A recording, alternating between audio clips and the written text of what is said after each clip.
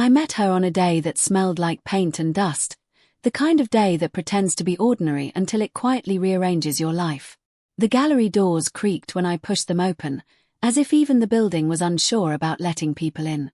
Inside, the air felt unfinished. Fresh white walls still breathing. Floors too clean. Silence stretched thin, like it had been painted over but not yet dried. I remember thinking it felt temporary. Like everything there was waiting to become something else. I should have taken that as a warning. Instead, I felt invited. She stood alone near a large abstract canvas, arms crossed tightly, weight shifted onto one leg like she was bracing herself against disappointment. Her eyes were sharp, almost offended, as if the painting had personally betrayed her. Everyone else drifted through the room politely, nodding at colors they didn't understand. She didn't nod. She stared. That alone pulled me toward her. I don't remember deciding to speak. I just did. It's loud, I said, gesturing at the painting. But empty. She didn't look at me right away. That pause, just a few seconds, did something irreversible. It made me lean forward without moving. It made me want her attention the way people want forgiveness before they know what they've done wrong. Finally, she turned her head slightly, eyes still on the canvas. "You see it too," she said. Her voice was soft, but sharp at the edges. "It's pretending to be deeper than it is." I laughed. Too loud. Too eager. The sound echoed against the white walls and embarrassed me instantly. But then she smiled. Just a fraction. A crack in something guarded. And in that small, careless moment, my evening rewrote itself. We stood there longer than necessary, dissecting brushstrokes like they were confessions. She spoke about art the way some people talk about heartbreak, carefully, with practiced distance. She said most artists were afraid of silence, so they drowned it in color. I told her silence was the point. That sometimes emptiness was the most honest thing a person could offer. She looked at me then. Fully. Like she was measuring whether I believed my own words. The gallery faded. The walls stopped mattering. It became just the two of us and a conversation that felt older than the room we were standing in. We talked about loneliness disguised as ambition. About how people chase recognition when what they really want is to be understood without explaining themselves. Every sentence felt like a door opening, and neither of us bothered to close any behind us. When she asked my name, it felt heavier than it should have. I told her, and something in her expression softened, like she'd placed it somewhere safe. When she told me hers, it felt like trust. Like she was handing me something fragile without warning me how easily it could break. The gallery lights dimmed slightly as evening approached, and I realized time had been passing without my permission. We hadn't touched, not even accidentally, but the space between us felt charged. Like the air before rain. She folded her arms again, not defensively this time, but thoughtfully. "You listen," she said.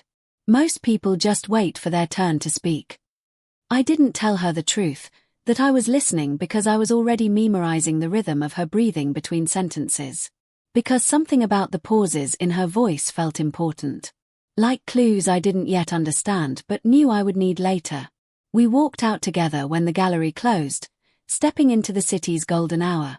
The sky was washed in soft orange, buildings stretching long shadows across the pavement.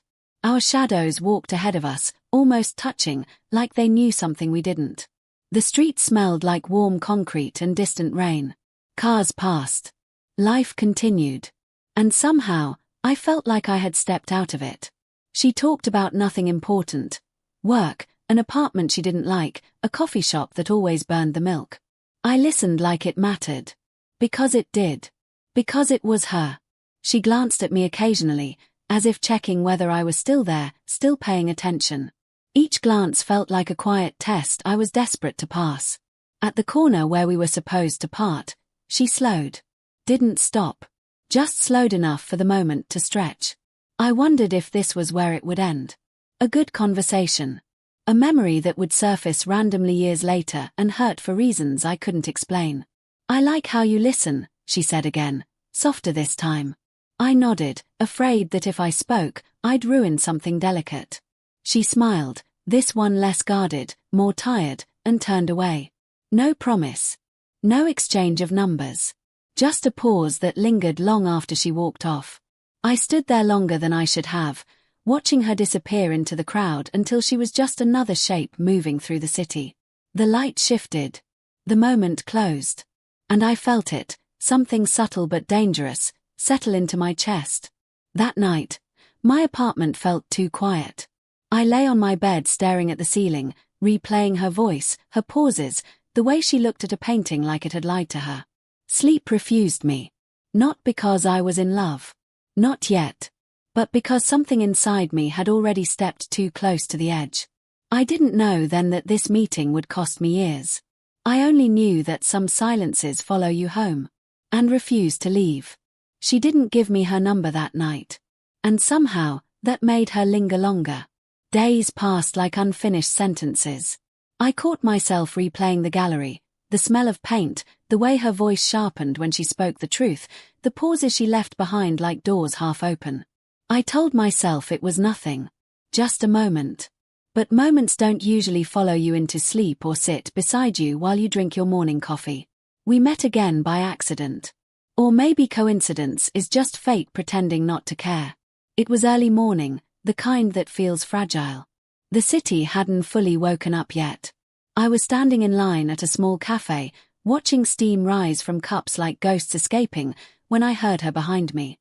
"You look like someone who doesn't sleep enough." I turned. There she was. Same guarded eyes. Same quiet gravity. But this time, she smiled first. Coffee became a habit after that. Not planned.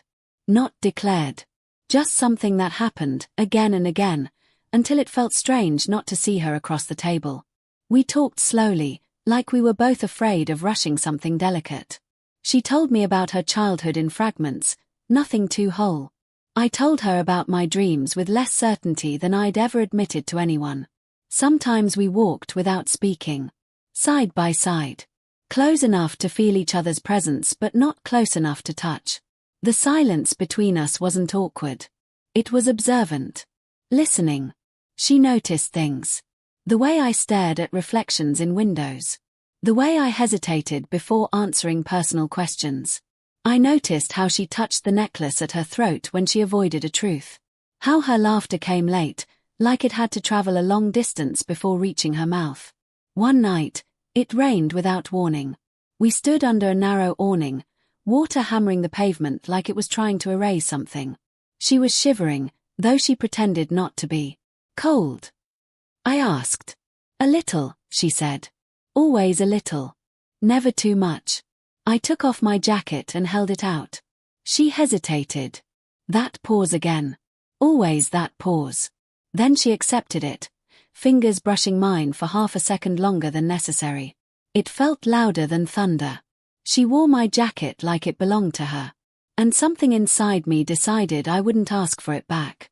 We began spending nights together, not like lovers, not yet, but like two people afraid of going home alone. She'd sit on my couch, legs tucked under her, watching me paint. Sometimes she'd say nothing for hours. Sometimes she'd ask questions that cut too close. "Do you ever feel like you're more available to other people than they are to you?" she asked once, staring at a half-finished canvas. I didn't answer immediately. Some questions deserve honesty, even when it hurts. "Yes," I said. "All the time." She nodded, as if I'd confirmed something she already knew. That scared me more than disagreement ever could. When she stayed over for the first time, she slept on the edge of the bed, back turned toward me. The distance between us felt intentional. Protective. I lay awake listening to her breathe, matching my inhales to hers without touching. Intimacy doesn't always look like closeness. Sometimes it's restraint. In the mornings, we moved around each other carefully. Coffee mugs clinked softly. She'd lean against the counter while I cooked, watching like she was memorizing a scene she might need later. When she smiled, it felt earned. When she went quiet, it felt like a warning I didn't understand yet. We never labeled what we were. But I showed up like it already had a name. I rearranged my schedule. Cancelled plans. Learned her moods. Learned when to push and when to disappear. Loving her felt like studying a language with no dictionary. Every small success felt like progress. Every misunderstanding felt like failure. She never asked me to do any of it. That was the dangerous part. One evening, while walking home under streetlights humming softly above us, she slipped her hand into mine without looking. Casual. Almost absent-minded. My heart reacted like it had been waiting years for permission. "Is this okay?" she asked, only after. "Yes," I said. Too fast. She squeezed once, then let go, as if reminding me that nothing was guaranteed. That night, she kissed me for the first time. Gentle. Careful. Like she was testing whether the ground would hold. I kissed her back like I was afraid she might vanish. As weeks turned into something heavier, something quieter, I began to notice the imbalance. How I waited longer. How I gave more. How I stayed even when she pulled away emotionally. She'd disappear for days, then return like nothing had happened. I accepted it. I told myself love required patience. She told me once, half asleep, "You make things easier." I should have asked what she meant. Instead, I held on to the words like a promise. There were moments, small, almost invisible, where I felt myself shrinking to fit the space she allowed me. But I ignored them. Because when she looked at me like I mattered, it felt worth it. One night, as she slept with her head on my chest, fingers curled into my shirt, I stared at the ceiling and realized something quietly terrifying. I was already planning a future she hadn't agreed to. And love, real love, should never feel like preparation for loss. But I stayed. Because bonding doesn't announce itself as danger. It feels like home. Until one day, it doesn't. Marriage didn't arrive like a celebration. It crept in quietly, dressed as certainty. By the time I asked her to marry me, it felt less like a question and more like the natural conclusion to everything I'd been giving her. We were sitting on the floor of my apartment, backs against the couch, takeout containers between us like evidence of a shared life. The room smelled like soy sauce and drying paint. She was scrolling on her phone, half listening, when I said her name. She looked up. That pause again. Always the pause. I didn't have a speech prepared. I never do when things matter too much. I just told her I wanted a life that didn't feel temporary anymore. I told her I wanted mornings and arguments and forgiveness. I told her I chose her, even on days she made it hard. She cried. Real tears. Silent ones that slid down her cheeks like they'd been waiting. She nodded before she said yes, as if she'd already decided and was only now allowing herself to agree. I took that as relief. As love. I didn't realize then that people can cry at endings just as easily as beginnings. The wedding was beautiful in the way photographs are beautiful, carefully framed, selectively honest. White flowers. Soft music. Smiles held a second too long. Everyone told us we looked perfect. I stood at the altar watching her walk toward me, and for a moment, everything aligned. The dress. The light. The way she avoided my eyes until the very last step. When she said her vows, her voice never wavered. That should have comforted me. Instead, it felt rehearsed. My own words came out uneven, heavy with meaning I didn't know how to contain. I promised presence. I promised patience. I promised to stay. She promised love. Not endurance. Not transparency. Just love. I told myself not to overthink it. Love was enough. Love was supposed to be enough. Married life settled into something clean and quiet. Too quiet. Our apartment was immaculate, every surface wiped, every object placed with intention. It felt more like a showroom than a home. I cooked. She worked late. I asked about her day. She answered in summaries. We slept beside each other, bodies aligned but minds elsewhere. Sometimes she'd wake before me and sit on the edge of the bed, phone glowing softly in her hands. When I asked who she was texting, she'd say work without turning around. I believed her because believing was easier than noticing how often work needed privacy. We talked about children once. Just once. I brought it up carefully, like a fragile object. Not yet, she said, too quickly. Like she'd been waiting to say it. I'm not ready. I nodded. Smiled. Swallowed the image I'd been carrying quietly. small shoes by the door, laughter filling the silence she never seemed to notice. Love, I told myself, was compromise. Waiting was love. She grew distant in ways that didn't announce themselves. Missed dinners. Cancelled weekends. Hugs that ended too soon. When I asked if something was wrong, she'd touch my face gently and say, "You worry too much." So I worried in private. At night, I'd stand on the balcony alone, city lights blinking like unanswered questions. My wedding ring felt heavier then. Not because I regretted it, but because I was the only one holding it with both hands. I became dependable. Predictable. The man who remembered appointments. The man who apologized first. The man who made room. I told myself that being chosen meant choosing back harder. That love was proven by how much of yourself you could offer without being asked. Sometimes, I'd catch her watching me from across the room. Not with affection. With assessment. Like she was measuring whether I still fit into something she hadn't fully defined. When I asked what she was thinking, she'd smile and kiss me instead. Silence wrapped in affection. I accepted it like a gift. There were nights she came home smelling unfamiliar. Not perfume. Something warmer. Something lived in. I noticed. I said nothing. Trust had become a rule I followed even when it hurt. Especially when it hurt. Marriage didn't break us. It revealed us. One evening, while folding laundry, I found a receipt tucked into her coat pocket. Dinner for two. A place we'd never been together. I stared at it longer than necessary. When she came into the room, I handed it to her without accusation. "Oh," she said lightly. "A work thing." She didn't explain further. I didn't ask. That was how it went. Truth reduced to convenience.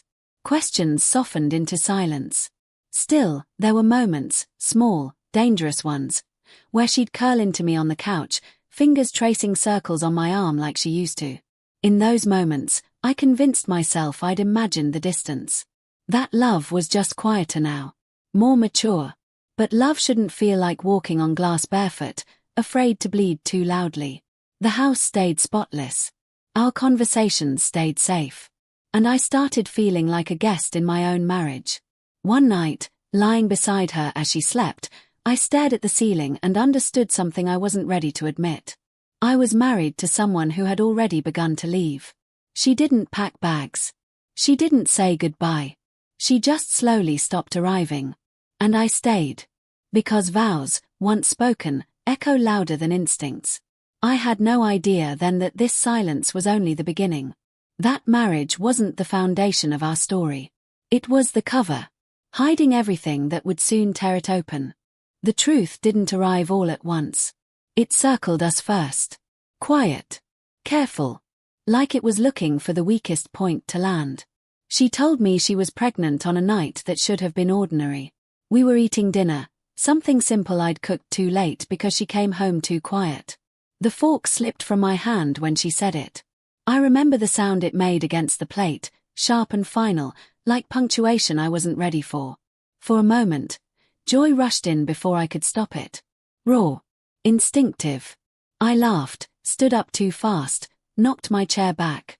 My chest felt too full. This was the thing I'd been waiting for without admitting it. Proof that the distance had meant nothing. That we were still moving forward. She smiled. But it didn't reach her eyes. "I didn't know how to tell you," she said. Her hands trembled as she wrapped them around her glass of water, like she needed something solid to hold her in place. I told her it didn't matter. I told her we'd figure it out. I told her I was happy. All the right words came out easily, like they'd been waiting. She nodded, eyes lowered, and for the first time since we'd married, she didn't argue with my optimism. The weeks that followed felt rehearsed. Doctor's appointments scheduled without conversation. Ultrasound photos placed carefully on the fridge like decorations instead of miracles. I memorized the sound of the heartbeat, fast and insistent, and let it anchor me. I talked to her stomach when she wasn't looking. I planned names in silence. She watched me do all of it with an expression I couldn't read. Gratitude, maybe. Guilt, definitely. Love, uncertain. There were details that didn't add up. Her dates were vague. Her stories shifted slightly when repeated. She flinched when people congratulated me. I noticed everything. I said nothing. The confession came late. Too late. On a night where the air felt heavier than usual, like the house itself was holding its breath. She sat across from me at the dining table, hands folded, posture straight, like she was preparing for impact. "There's something I need to tell you," she said. I already knew. Not the facts, but the shape of it. The way truth announces itself before words ever do. She didn't cry right away. That came later.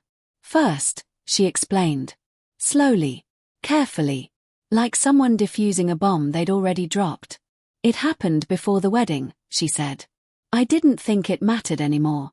I didn't think it would follow us." The room tilted. My ears rang. I stared at the wall clock behind her head, its second hand moving with unbearable confidence.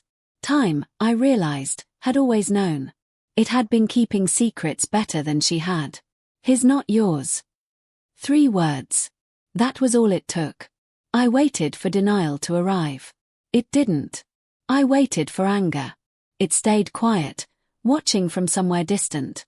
What came instead was something hollow. Like the center of me had been removed and replaced with air. She kept talking. She always does when she's afraid of silence. "He doesn't want to be involved," she said quickly. "He made that clear.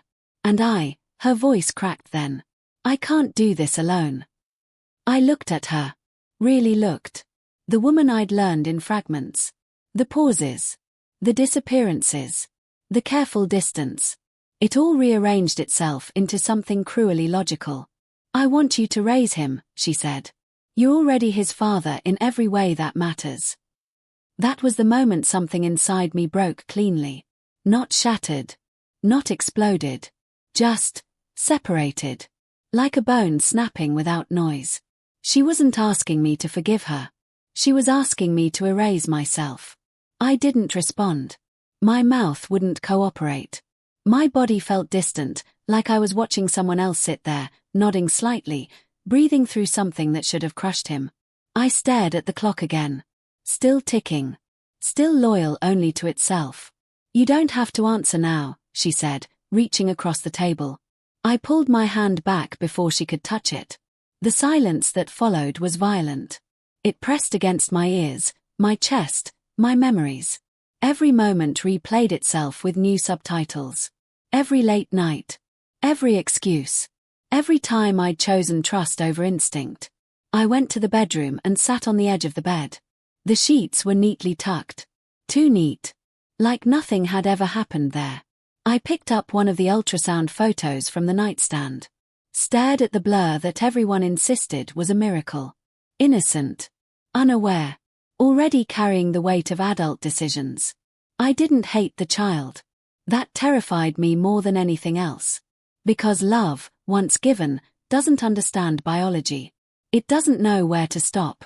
When she came in, she didn't apologize. She explained again. Reframed it. Made it sound survivable. She told me I was strong. That I was good. That this was what good men did. Strength, I realized, was the language she used to excuse my pain. I slept on the couch that night. Or at least, I lay there while the ceiling watched me unravel. I listened to the refrigerator hum. The pipes click. Life continuing with offensive normalcy. In the early hours of the morning, I understood something with terrifying clarity. She hadn't trusted me with the truth when it mattered. She had trusted me with the consequences. And love, real love, doesn't ask you to disappear so someone else can be comfortable. When the sun rose, pale and unforgiving, I was already awake.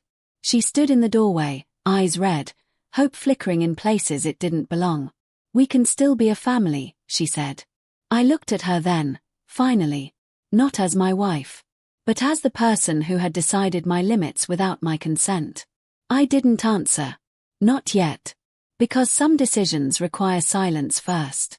And some truths, once spoken, can never be raised as someone else's responsibility. She didn't wait for my answer. That should have told me everything. The first time I realized she'd already decided for me was at her mother's house. A Sunday dinner. Warm lights. the smell of spices and polite forgiveness. I sat at the table like a guest who had overstayed his welcome, hands folded, spine straight, rehearsing neutrality. She sat beside me, one hand resting over her stomach like a symbol she knew how to use. Halfway through the meal, her mother raised her glass. "To family," she said, smiling at me with eyes full of gratitude. "And to a man who understands what love really means." The words landed before I understood them. Everyone turned toward me. Faces open. Expectant. Admiring. My wife squeezed my hand under the table. She hadn't told them the truth. Not all of it. Just the version that made me noble. "She told us everything," her sister said softly. "You're so strong." Strong. There it was again. I opened my mouth to speak, then closed it. The room was filled with warmth that didn't belong to me. Every smile felt like pressure.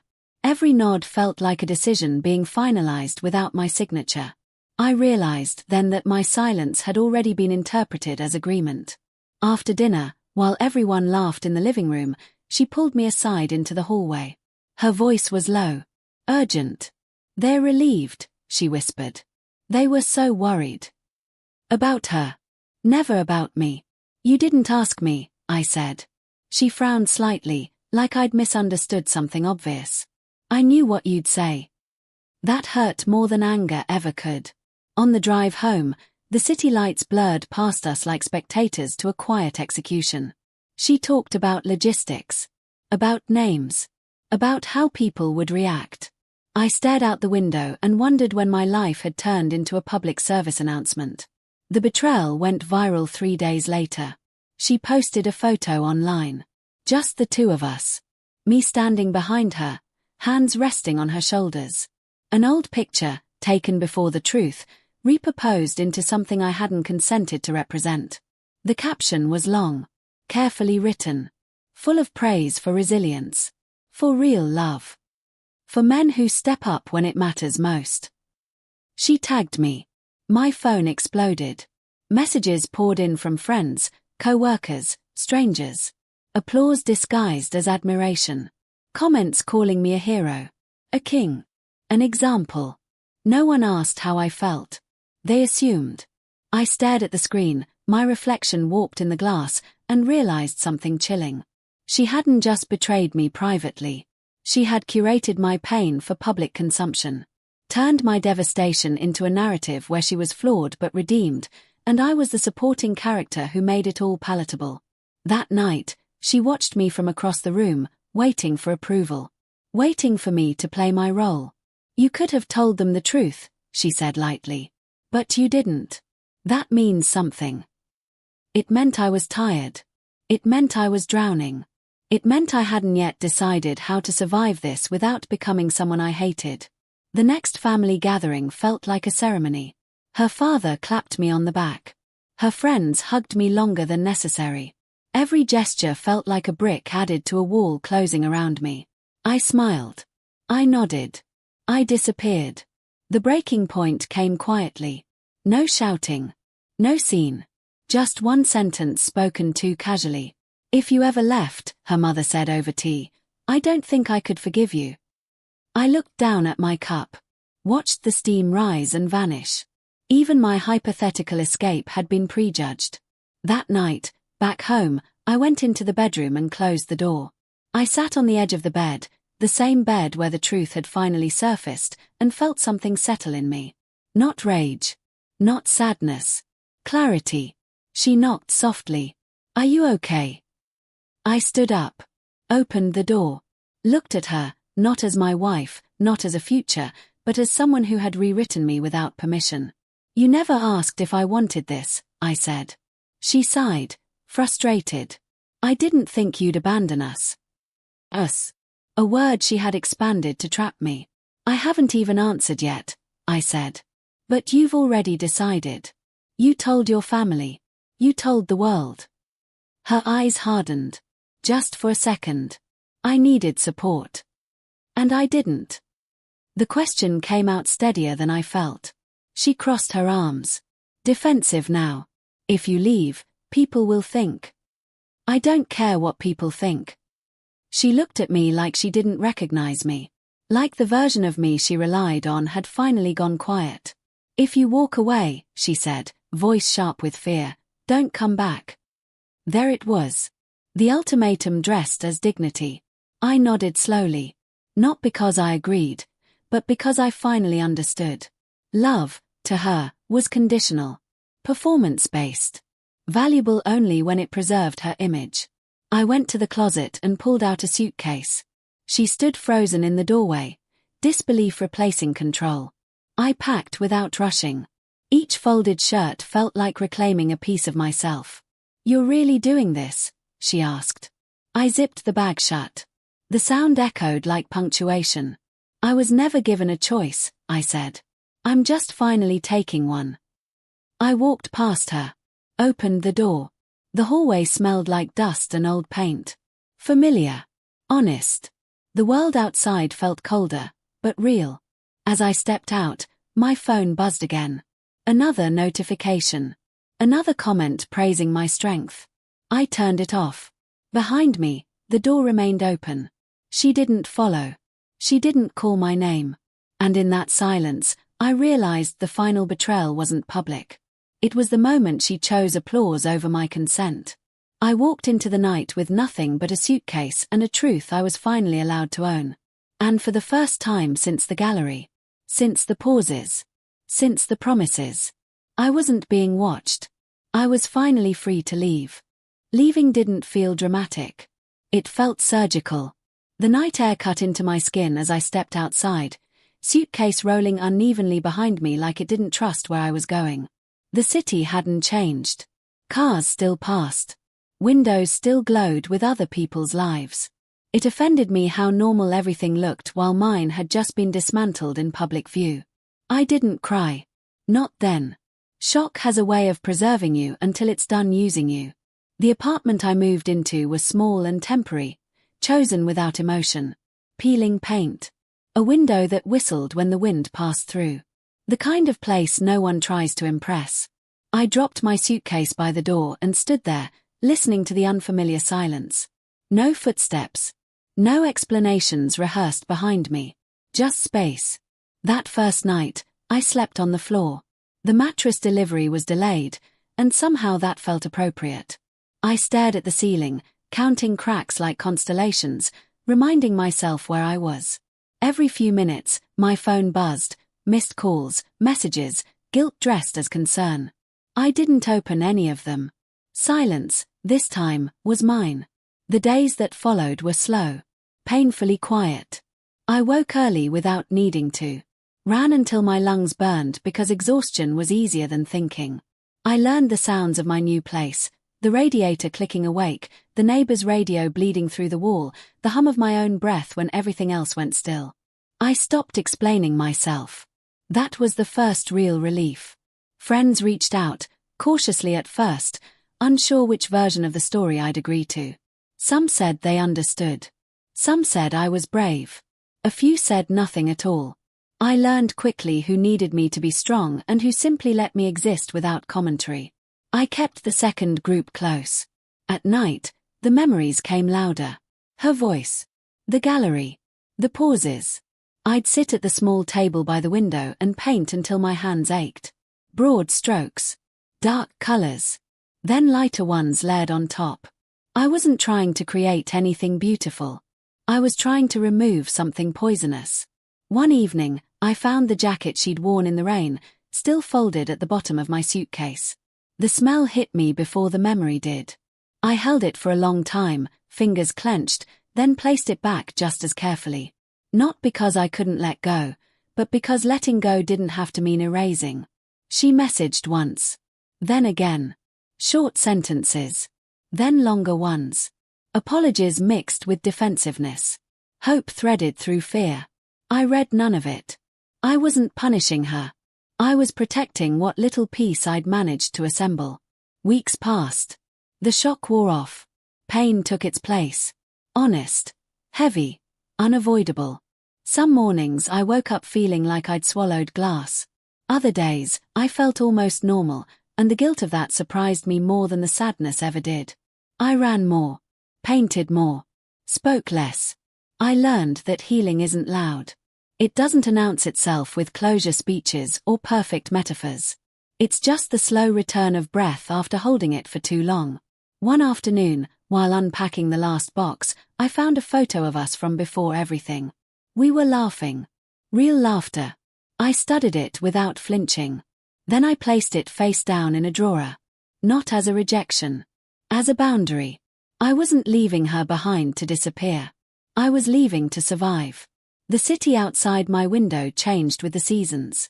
Trees lost their leaves. New ones grew back stubbornly. Life insisted on continuing, and slowly, I let myself follow. One morning, as I tied my shoes before a run, I realized something quietly profound. I wasn't checking my phone anymore. I wasn't rehearsing conversations that would never happen. I wasn't shrinking. Leaving had taken everything familiar from me. But it had given me something better in return. Time. Space. And the beginning of a self I hadn't yet been allowed to meet. And somewhere between the peeling paint and the quiet nights, between the miles run and the canvases filled, I understood that this wasn't the end of my story. It was the chapter where I finally stopped being a role and started becoming a person again. I entered the room slowly, as if each step carried the weight of every lie that had ever passed between us. The air was thick with memories, our laughter, our whispered confessions, the warmth of nights we had thought eternal. The walls were witnesses, pale and silent, to every secret we had tried to bury. The nursery, too, stood like a shrine to my torment, soft pastel walls gleaming under the muted light. It smelled faintly of baby powder and her perfume. The combination made my stomach twist in knots. I hated it, and yet I could not look away. She was there, kneeling on the floor beside him, cradling the baby in her arms as if the child could shield her from the storm of my anger. I noticed the way she held him, how the sunlight caught in the strands of her hair, giving her an almost angelic glow.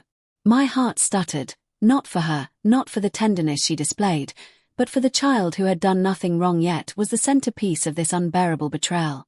I swallowed hard, feeling the words collect like stones in my throat.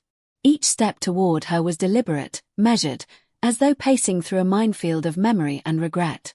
When I finally stopped, the space between us was electric, charged with the history we had tried to live and the future she had stolen before I could even touch it.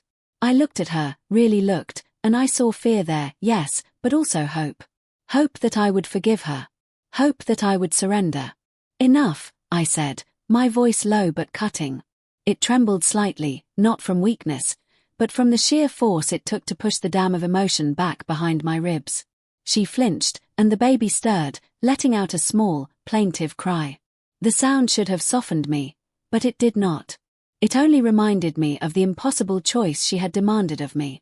You want me to raise him, I continued, my words sharp, precise, slicing through the stillness like glass. You want me to erase the betrayal, to pretend that nothing has happened. But it has. Your secret didn't just change me, it rewrote everything. And I cannot live in a world that was built on lies. She trembled, her grip tightening around the baby. Tears welled in her eyes, glistening like dew in the morning sun. She opened her mouth to speak, but no sound came. I waited, my chest tight, my heart thrumming with a strange combination of grief and resolve. There was a part of me, a part one had tried to suppress, that still longed for her warmth, still wanted to curl into the familiarity of her presence. But that part had been buried under months of deception and stolen trust, and I could not exhume it without losing myself entirely. I gave everything to you, I said, my voice barely more than a whisper now. I gave you my love, my time, my heart. And for what? To be left with fragments of what could have been. To raise a life that is not mine, to nurture a truth that isn't real. The room felt smaller with every word, the walls closing in like the pressure of the secret she had carried alone for so long. She finally spoke, her voice trembling, raw and fragile. Please. I need you. He needs you. I cut her off. No. He does not need me, I said, each word deliberate, like hammering stakes into the foundation of a lie. He needs love, care, honesty, but not from someone forced into a role he didn't choose either. Not from me. The baby yawned, small fingers curling around her thumb, and a pang of guilt stabbed through me. I had no intention of harming him, yet my heart ached with the knowledge that my absence would leave a void. I wanted to weep, to apologize to this child for crimes he had not committed. But the truth was that I could not forgive her by sacrificing myself. I could not become a ghost father, a shadow in a life that had already been stolen. She dropped her gaze, her sobs breaking the silence like fragile porcelain shattering on cold tile. I did not move to comfort her. That was not my role. My role was the quiet reckoning, the line drawn in the sand of our shared history. I wanted to, maybe even needed to, feel anger coursing through me, but it had softened into a strange clarity, freedom. A freedom that tasted bitter, metallic, but also cleansing. I stepped closer to the door, the sound of my footsteps echoing in the small room like a drumbeat of finality. She looked up at me then, eyes swollen, haunted, but still holding a trace of that hope I once worshipped. I wanted to tell her that hope would not be enough to bridge the chasm she had dug between us. But instead, I just nodded once, a small, final acknowledgement of the life we had shared and the truth she had buried beneath her secrets. As I opened the door, a beam of sunlight fell across the floor, illuminating the dust motes swirling in the quiet air. I inhaled deeply, tasting freedom and loss in equal measure. The baby stirred again, but this time I did not flinch. I would not let him tether me to a life I could not live. I would not allow his innocence to be a chain around my broken heart. The corridor outside felt impossibly long, each step a meditation on everything I had lost and everything I had reclaimed. I felt the weight of months, of whispered promises and stolen nights, lifting from my shoulders. In leaving, I realized that justice does not always roar. Sometimes it is quiet, unassuming, a simple act of truth that clears the heart of lies. I glanced back once, at the pastel walls, at her sobbing form, at the small life caught in the crossfire of love and betrayal. And in that glance, I found not sadness but understanding. Love had been betrayed, yes, but I had not. I had survived. I had chosen myself. And sometimes, choosing oneself is the truest act of justice there is. The hallways stretched on before me, empty and echoing, but I felt a lightness I hadn't known in months. Rain began to fall outside, soft at first, then in deliberate sheets, drumming against the window panes like applause for the courage it took to walk away. I let it wash over me, every drop a baptism, a cleansing of the deceit and hurt that had threatened to drown me. I did not look back again. Her tears, her fear, the life she begged me to accept, all of it remained behind, in that room that had witnessed every secret, every whispered hope, every shattered dream. The baby would be loved, yes, but not by me. And in accepting that, I found a strange, poetic freedom. Sometimes, justice does not roar. Sometimes it walks silently into the rain, leaving only the weight of truth behind. And as I stepped into the wet night, feeling the storm soak my shoulders, I realized that I had finally reclaimed more than freedom. I had reclaimed myself. The past could not follow me here. It could not. And for the first time in a long time, I felt the possibility of tomorrow stretching before me, unbroken and luminous. Months had passed, though time felt both ruthless and forgiving. The apartment, once heavy with betrayal, had emptied of echoes that clawed at my chest. I had left the pastel walls behind, left the small cries and whispered pleas to their own gravity. Yet the memory of her and that child lingered like faint perfume on a coat, persistent, unavoidable, yet somehow distant. I found myself walking through a quiet cafe I had once avoided, a place where our laughter had spilled over coffee cups and sunlight had pooled across our hands. The rain tapped against the windows, gentle and rhythmic, like a heartbeat in the pause of the world. I watched the street outside, umbrellas blooming like flowers in a storm, and felt the soft stirrings of a heart that had learned to breathe again. A child ran past, barefoot and soaked, laughing in the rain without fear. I watched him jump into puddles, water splashing across his small legs, and for the first time in months, I smiled without the weight of guilt pressing on my ribs.